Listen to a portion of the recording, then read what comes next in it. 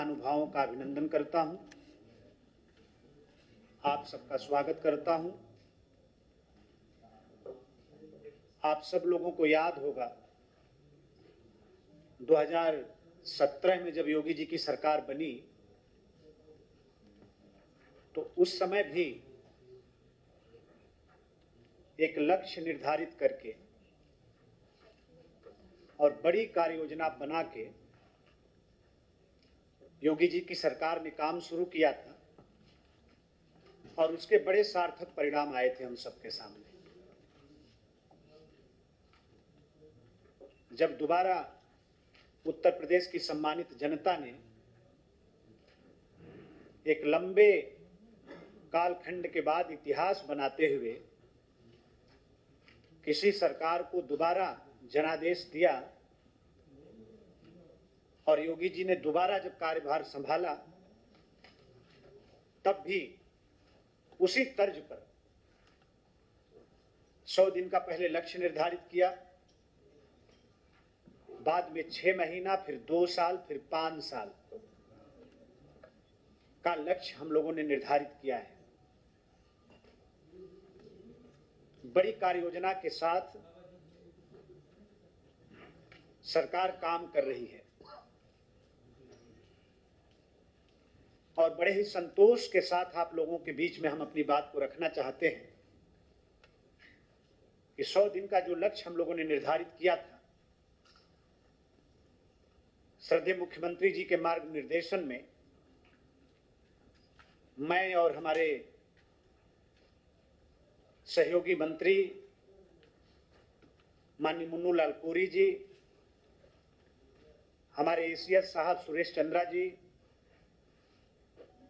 श्रम आयुक्त शकुंतला जी, हमारे सभी वरिष्ठ अधिकारियों और सभी लोगों ने मिलकर, हम सब लोगों ने मिलकर एक सामूहिक प्रयास किया और 100 दिन के अंदर ही जो लक्ष्य मुख्यमंत्री जी ने हम लोगों के लिए निर्धारित किया था, उसको पाने में हम लोगों को सफलता मिली। श्रम विभाग ने 5 बड़े लक्ष्य निर्धारित किए, हमारे सेवा योजन विभाग ने 3 लक्ष्य निर्धारित किया और राज्य कर्मचारी बीमा योजना के अंतर्गत मेडिकल कैंप 104 मेडिकल कैंप लगाने का लक्ष्य लेकर हम सब लोगों ने काम की शुरुआत की। और मैं पुनः अपने सभी मुन्नू लाल कोरी जी के साथ साथ अपने सभी वरिष्ठ अधिकारियों का भी मैं अभिनंदन करता हूं, बधाई देता हूं कि सबके सामूहिक प्रयास का ही फल है कि आज लक्ष्य से ज्यादा काम करने में हम लोगों को सफलता मिली है। बिना जो पहला लक्ष्य हम लोगों ने रखा श्रम विभाग का, बिना कर्मचारियों के जो प्रतिष्ठान थे उनके रजिस्ट्रेशन को हम लोगों ने समाप्त कर दिया। साथ ही जो नवीनीकरण की प्रक्रिया चलती थी उससे भी ऐसे प्रतिष्ठानों को हम लोगों ने मुक्त कर दिया है। जो दूसरा लक्ष्य हम लोगों ने निर्धारित किया, बहुत दिनों से कारखानों के लोगों की भी मांग थी और हमारी जो मातृशक्ति है, मैं समझता हूं महिला सशक्तिकरण के क्षेत्र में भी हम सब लोगों ने एक बड़ा फैसला लेते हुए कि रात्रि काल में हमारी मां बहनें भी काम कर सकें, उसके लिए एक सामान्य नीति बनाने का भी हम लोगों ने लक्ष्य निर्धारित किया था। सामान्य नीति माननीय मुख्यमंत्री जी के मार्गनिर्देशन में हम लोगों ने बनाया है, तमाम मानकों के साथ बनाया है, तमाम शर्तों के साथ बनाया है। हमारे जो तीसरा हमारा जो बड़ा लक्ष्य था वो था बंधुआ श्रमिकों के चिन्हांकन का, उनके ऑनलाइन ट्रैकिंग का और उनके पुनर्वासन का। ऑनलाइन ट्रैकिंग प्रणाली विकसित किया है विभाग ने। यह भी 100 दिन के अंदर ही इस लक्ष्य को भी हम लोगों ने रखा था और ये पूरे देश में उत्तर प्रदेश आज पहला ऐसा सूबा है, ऐसा प्रदेश है जहां इस तरह की ऑनलाइन प्रक्रिया आज प्रचलित की गई है। ये एक बड़ा काम हुआ है। हमारे सम्मानित प्रेस के माध्यम से भी, तमाम सामाजिक कार्यकर्ताओं के माध्यम से भी बहुत दिनों से समाज में एक मांग उठा करती थी, बाल श्रम पर कैसे प्रतिबंध लगे, उसको कैसे रोका जाए। छोटे हाथ को जिस तरह से मजबूर कर लोग काम लिया करते थे, उसको कैसे प्रतिबंधित करें, हम कैसे रोकें। इस कुप्रथा को, जो समाज पर एक अभिशाप जैसा था, उसको रोकने की चुनौती को भी हम लोगों ने स्वीकार किया था और 100 दिन के अंदर मैं ये भी बड़े संतोष के साथ आप लोगों के सामने इस बात को भी मैं रखना चाहता हूं कि 100 दिन के अंदर हम लोगों ने उत्तर प्रदेश में कम से कम 2 हॉट स्पॉट जो पहले से प्रयास करके चिन्हित हम लोगों ने किए थे, ऐसे 200 हॉट स्पॉट जो वार्ड हैं निगमों के अंदर, नगर पालिकाओं के अंदर, नगर पंचायतों के अंदर, उनको जो चिन्हित किया हम लोगों ने और फिर ग्राम पंचायतों को चिन्हित किया। ऐसे 200 स्थानों को हम लोगों ने चिन्हित किया है और चिन्हित करके वहां पूरा प्रयास करके बाल श्रम मुक्त उस क्षेत्र को घोषित करने का हम लोगों ने काम किया है और आने वाले 5 साल के अंदर विभाग का ये लक्ष्य है कि पूरे उत्तर प्रदेश को बाल श्रम मुक्त हम करेंगे, जिसकी शुरुआत 100 दिन के अंदर 200 स्थानों पर बाल श्रम मुक्त करके उसकी घोषणा करके हम लोगों ने उसकी शुरुआत की है, जिसकी सराहना आज प्रदेश में भी हो रही है और देश में भी हो रही है। तमाम सामाजिक संगठन भी इस फैसले का, इस प्रयास का, सरकार के इस प्रयास का अभिनंदन कर रहे हैं। चीनी तथा आसमानी उद्योग में जो नियोजित हमारे श्रमिक हैं, काफी दिनों से उनके वेतन का पुनरीक्षण नहीं हुआ था। 100 दिन के अंदर हम लोगों ने इस लक्ष्य को भी निर्धारित किया था। 100 दिन के अंदर हम लोगों ने इसका भी संकल्प लिया था कि हम उनके वेतन को पुनरीक्षण करेंगे ताकि जो बड़े पैमाने पर चीनी उद्योग में, आसमानी उद्योग में हमारे जो श्रमिक काम करते हैं, उनको इसका लाभ मिल सके। ये काम भी हम लोगों ने किया है। हमारे सेवा योजन विभाग ने 90 मेलों का, रोजगार मेलों का हम लोगों ने लक्ष्य 100 दिन के अंदर निर्धारित किया। 90 रोजगार मेलों का आयोजन करके और 25,000 बेरोजगार लोगों को निजी क्षेत्र में उनके रोजगार की व्यवस्था करने का हम लोगों ने लक्ष्य निर्धारित किया था। ये भी समय से पहले इस लक्ष्य को भी विभाग ने सामूहिक प्रयास कर इसको हासिल किया है। देश में पहली बार कैरियर काउंसलिंग की बात योगी जी की सरकार ने की। बड़े पैमाने पर जो हमारा युवा है, जो हमारा नौजवान है, उचित मार्गदर्शन उनको नहीं मिल पाता था। हम सब लोगों ने इसको भी टारगेट किया, इसको भी 100 दिन के लक्ष्य में शामिल किया कि हम कम से कम 50,000 नौजवानों की कैरियर काउंसलिंग को भी हम करेंगे, उनका मार्गदर्शन विभाग करेगा ताकि वो अपनी सुविधा के हिसाब से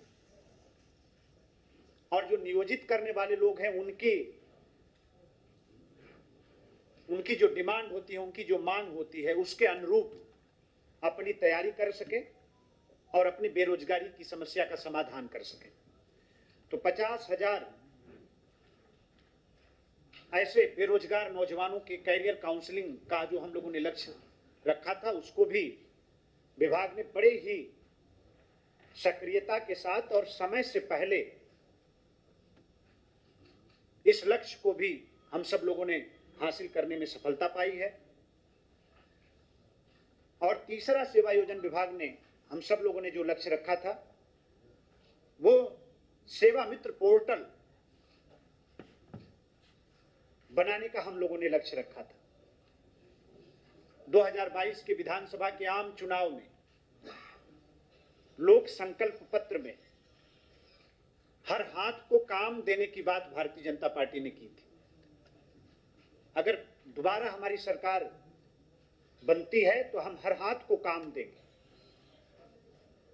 100 दिन के अंदर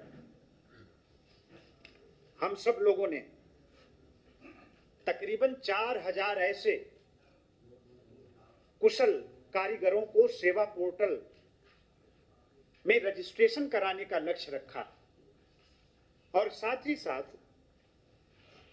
1,350 लोगों को इस नए पोर्टल, एक नए सिस्टम, नई व्यवस्था से लाभान्वित करने का भी हम लोगों ने लक्ष्य रखा।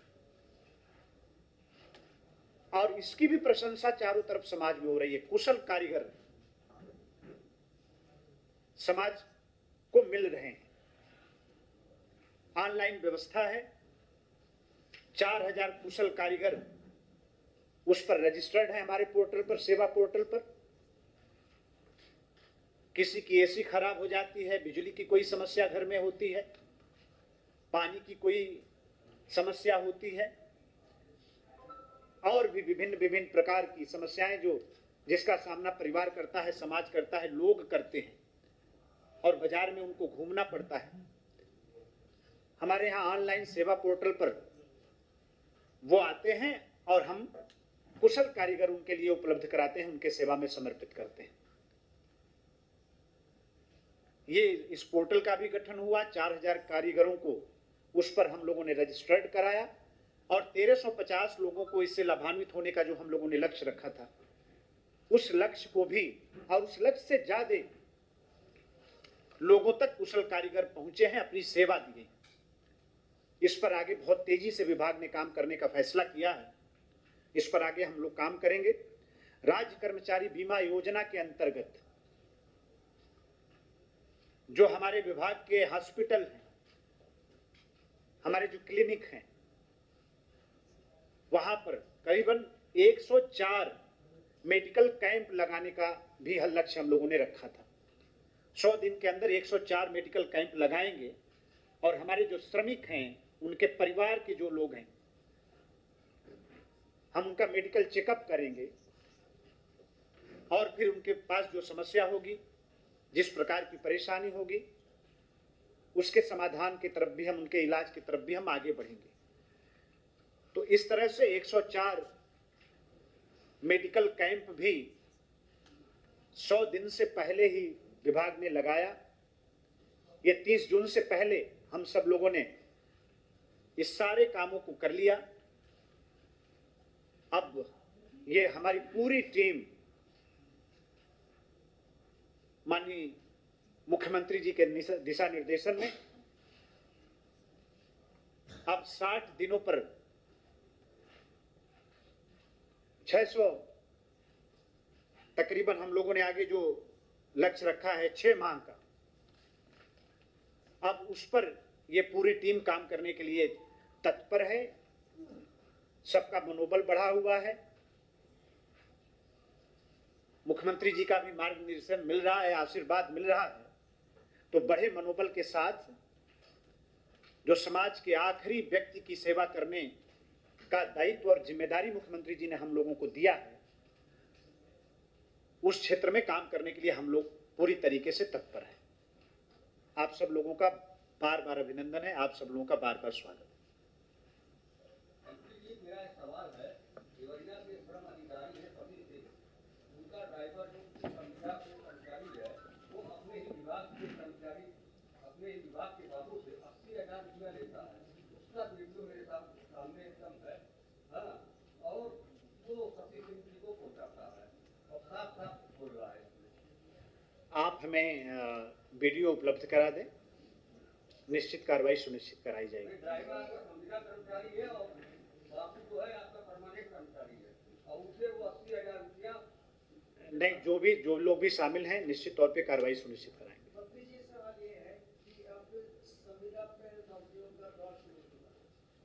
अभी परसों ही सिंचाई विभाग में मंत्री जी ने घोषणा की कि 600 लोग वो संविदा पर रखेंगे और प्राइवेट सेक्टर से लेके उसको तो बिल्कुल ही क्लियर हो चुका है कि रेगुलर रिक्रूटमेंट तो मिल रहा है। तो आपका अनुभव है श्रम से उनके जिक्र का कि ये श्रम कानून अब कहाँ तक प्रासंगिक रह गए हैं? ये कैसे आप जॉब सिक्योरिटी देंगे? क्योंकि संविदा तो हाजी की नौकरी नाजी करती है।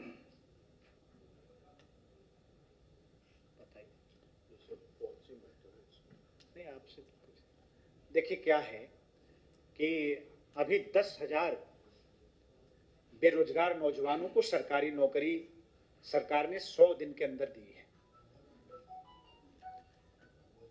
कहीं विसंगति है, कहीं किसी प्रकार की परेशानी है, उसको दूर करने का दायित्व भी हमारा है और नैतिक जिम्मेदारी भी हमारी है। उससे हम भागने वाले नहीं हैं। हम आपका अभिनंदन करते हैं, स्वागत करते हैं। आप जिस तरफ इशारा कर रहे हैं निश्चित तौर पे गंभीरता के साथ हमारे एसीए साहब भी बैठे हैं, हम लोग भी बैठे हैं। हम सप्लीमेंट कर दें। देखिए जैसे बारी बारी से अभी है, हम लोग जानते नहीं।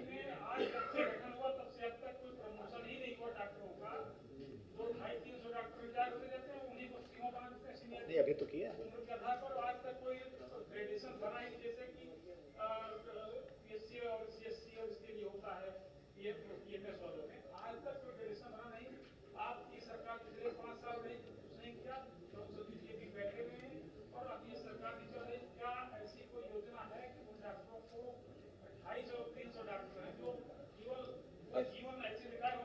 ना ऐसा नहीं है, लोग प्रमोशन हुए नहीं, अभी तो प्रमोशन हम बता देते हैं। अभी किया है। एक सेकंड, देखिए ऐसा है, ईएसआई में जो डॉक्टर हैं उनकी ग्रेडेशन लिस्ट है और ग्रेडेशन लिस्ट के हिसाब से जो प्रमोशन हो सकते थे प्रमोशन किए गए हैं। कुछ प्रमोशन अभी ड्यू हैं। जैसे पहले दफे प्रमोशन, हाँ ये बात आपकी सही है कि बड़े लंबे अंतराल से प्रमोशन कभी हुए नहीं थे विभाग में। तो जो एग्जिस्टिंग नियमावली थी उसके अनुसार क्लास 1 में लोगों के प्रमोशन हुए हैं और अभी कुछ प्रमोशन ड्यू है, वो प्रमोशन भी होंगे। एक और अच्छी चीज बताना मैं चाहूंगा कि 256 नए डॉक्टर पब्लिक सर्विस कमीशन से अभी आए नियुक्त हो गए हैं, उनकी पोस्टिंग जल्दी हो जाएगी। हमारे जो डिस्पेंसरी हॉस्पिटल्स हैं ईएसआई के, वो करीब 50% कैपेसिटी से चल रहे थे। डॉक्टर्स की बहुत कमी थी। कुछ डॉक्टर्स जो रिटायर्ड हैं वो परमिशन लेके सरकार की तरफ से फिर वहाँ रखे गए रिटायर्ड लोगों को, और अब हमें 256 डॉक्टर मिल गए। नियमावली है, किन कारणों से 2 साल पहले प्रमोशन नहीं हुए मैं उसमें नहीं जाऊंगा, लेकिन मैंने प्रमोशन किए हैं और आगे भी प्रमोशन होंगे, आगे करेंगे। अच्छा दूसरा आपने कुछ पूछा था।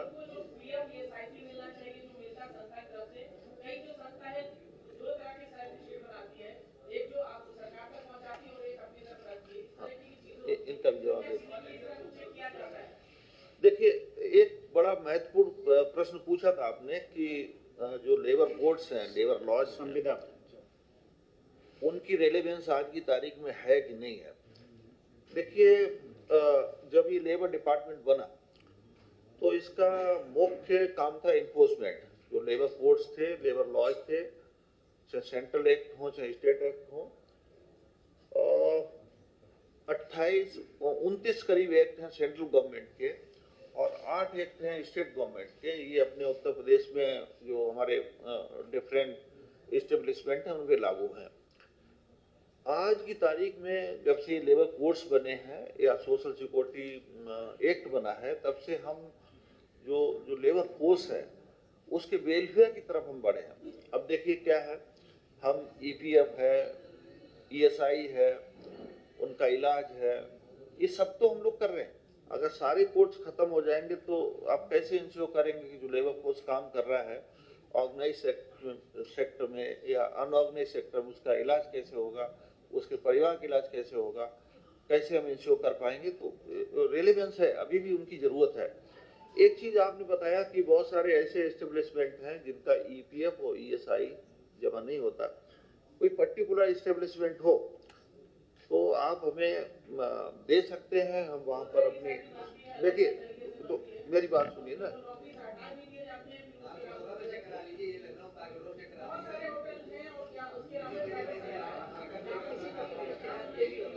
मंत्री 100 दिन के उपलब्धियों में जितनी संस्थाओं में एक मिनट 100 दिन की उपलब्धि बता रहे हैं, जो वाणिज्य संस्थाओं में, होटल में, अन्य जगह 12 साल, 14 साल, 18 साल के कम उम्र के लड़के कार्य कर रहे हैं। आपका श्रम विभाग ने इन कितने संस्थाओं पर पूरे उत्तर प्रदेश में 75 जिले में कितनी छापेमारी किया है?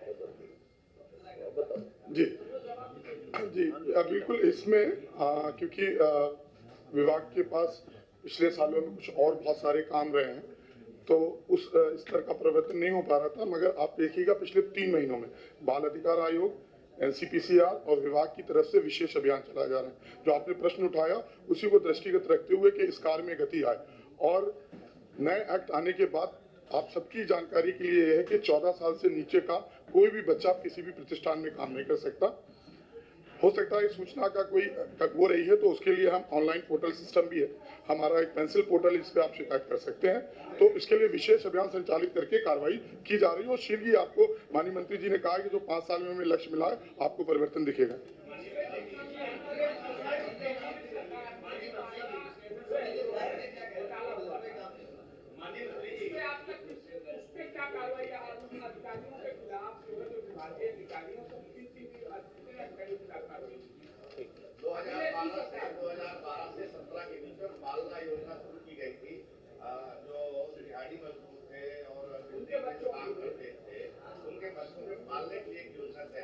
पालक योजना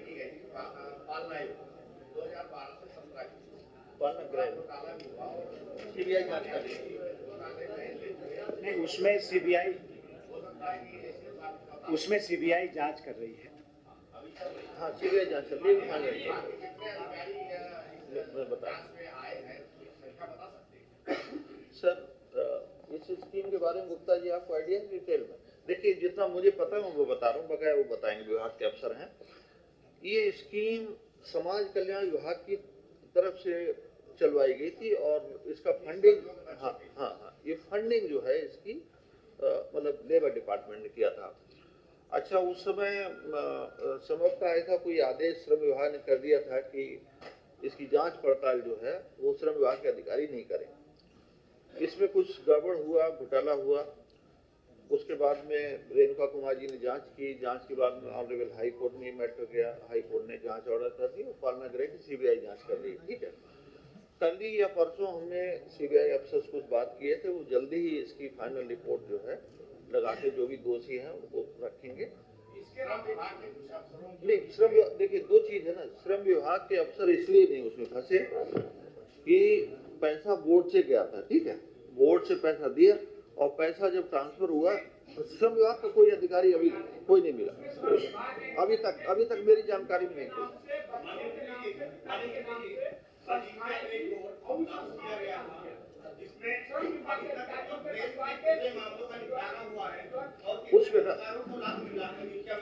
नहीं, दो चीज है। देखिए जब उनका रिपोर्ट आ जाने दीजिए, तो अगर सीबीआई जो सबमिट करे कार्रवाई करे, ज्यादा जरूरी है। हाँ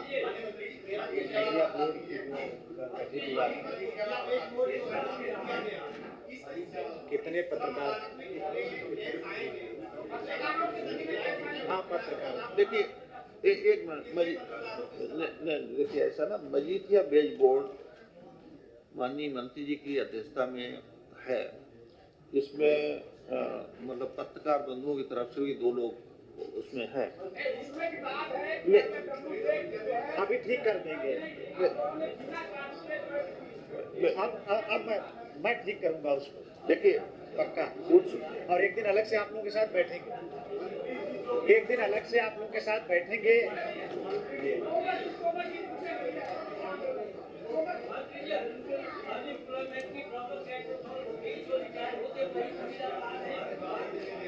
नहीं, ऐसा नहीं है कि उसमें एक उम्र का निर्धारण है।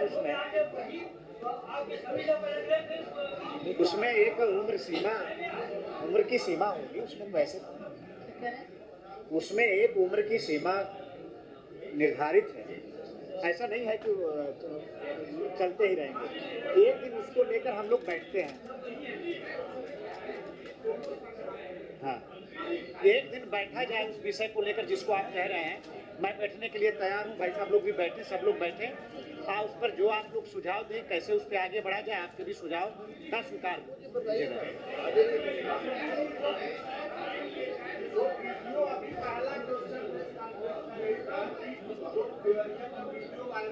वो मैंने कहा कार्रवाई करें।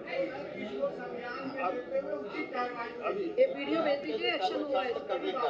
आज शाम तक कार्रवाई कर देंगे। एक मिनट। भाई साहब ने देवरिया का एक विषय भ्रष्टाचार का उठाया है। आज शाम तक ही कार्रवाई सुनिश्चित कर दी जाए।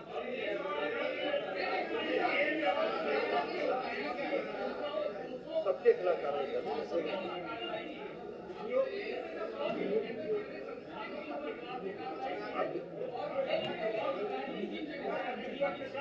अरे सुनो, अरे नहीं, अभी देखिए, अभी हमने उसको स्पष्ट किया कि जो हमारे वार्ड हैं, जो बाल श्रम कभी न कभी हुआ है और चिन्हित है पहले से।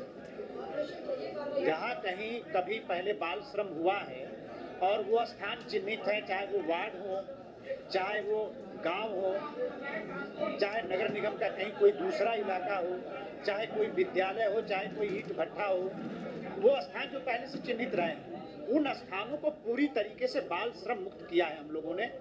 और पूरे उत्तर प्रदेश को 5 वर्ष में बाल श्रम मुक्त करेंगे, पूरे उत्तर प्रदेश को।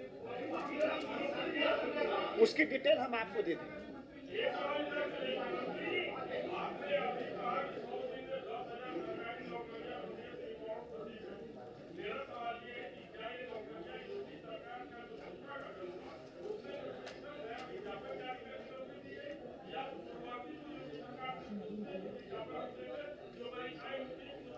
नहीं, देखिए, जो भर्तियां अधूरी रह गई थी उसको भी पूरा किया है हम लोगों ने। इस कार्यकाल में 10,000 लोगों को, बेरोजगार नौजवानों को सरकारी नौकरी दी गई है। उसमें पहले से कुछ प्रक्रिया में थे, उसको भी हम लोगों ने किया है।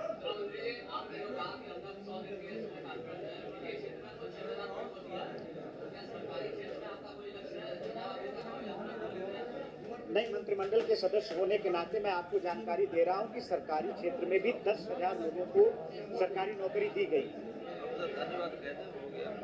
धन्यवाद।